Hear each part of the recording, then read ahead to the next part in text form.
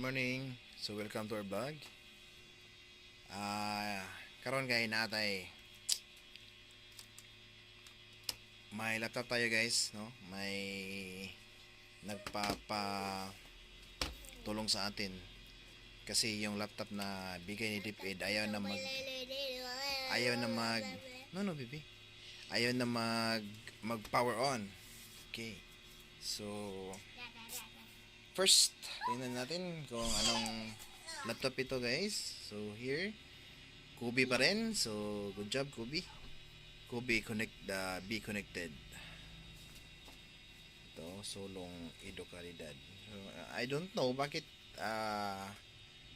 malapitin talaga to si Kubi. Okay. And here, so ano bang specs nito? Ano ba to? Control number.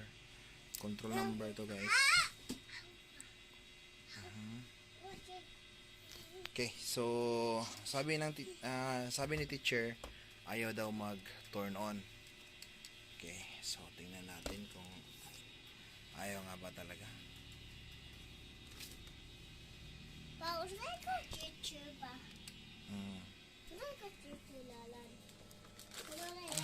Linisin muna natin guys kasi parang maalikabok na.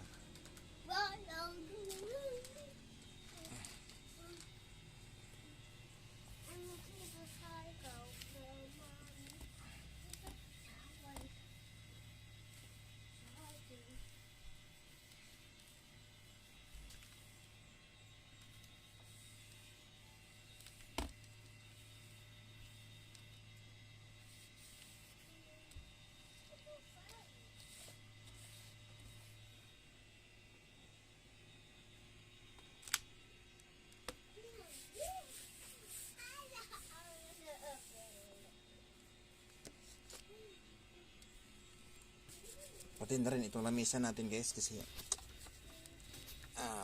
may bata tayo dito eh. Kita nyo dyan oh. Nagtitimpla pa tayo ng didi niya.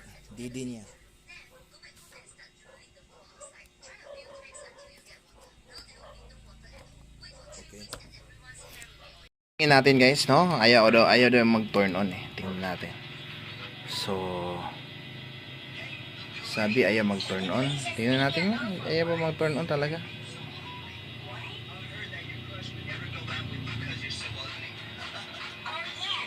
Okay. So sa mga ito ang napaka pangit no. Ito ang pangit na design sa mga laptop guys no. At i-aware ko kayo or i-caution ko kayo, advice, sort of advice nga. Pag bumili kayo ng laptop, piliin nyo ang laptop na yung power button ay hindi kabilang sa keyboard. Ha? Tingnan nyo dito, ayan ha. Ganyan. So, ganyan. Dapat bumili kayo ng laptop, separate talaga yung power button. Kasi ganito kasi siya guys. Pag ganito ang design, pag nagmalfunction ang keyboard, syempre hindi niya magto-turn on kasi kabilang siya sa keyboard eh. So ganyan siya. So pangit ang design. Again, pangit ang design kapag ang laptop na binili mo ay ganyan, nasa keyboard ang power button. Again, pag nasira nagmalfunction yung keyboard, hindi na yan magto-turn on yung laptop mo. Wala na tayong magagawa niyan. So, ngayon, yan. Subukan natin, guys.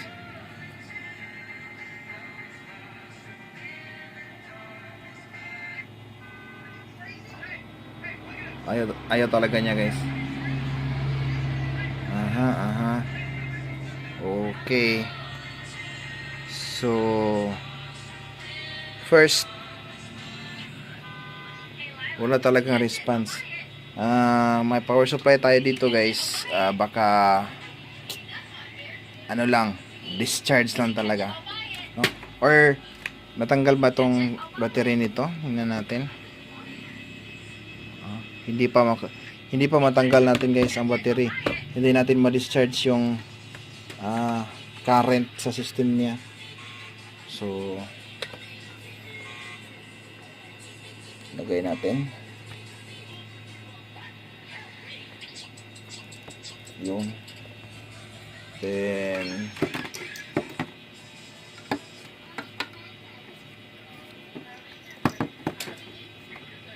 lagyan natin ng ano guys, yung supply.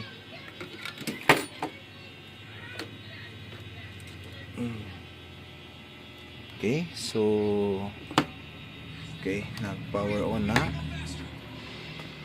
Walang indicator kung nag-charge.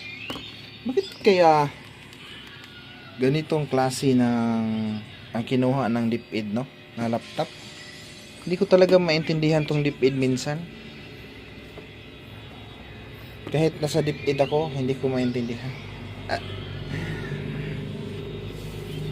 Okay, so na ano na natin guys, na connect na natin ang, then ayun, walang indicator guys kung nag-charge ba siya. Tingnan natin ang mga gilid-gilid, ayan, kita nyo guys ha. So ito ang dapat tingnan natin kung nag-charge ba yung indicator, umiilaw ba yung indicator. So in this case wala, ano LED yan eh, yan LED, so hindi siya nag-charge. Oh, so hindi siya nag-charge guys, baka ito lang yung problema niya, ang charger. Check natin ulit.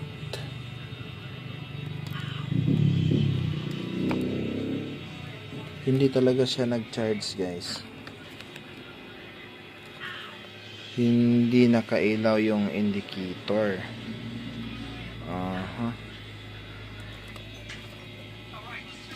Baka ano, palyado lang yung indicator. So subukan natin i-turn on. Wala pa rin. Wala pa rin talaga.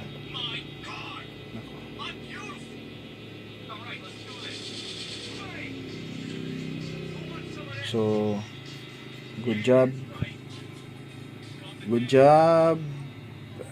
Kobe.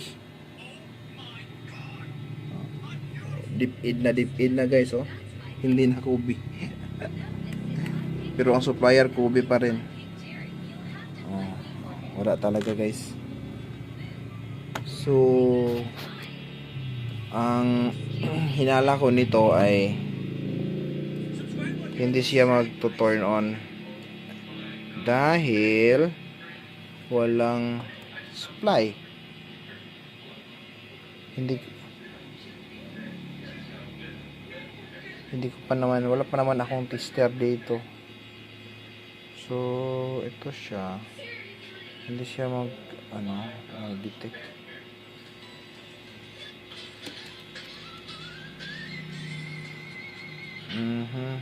Ayaw niya guys. Dapat nakailaw to.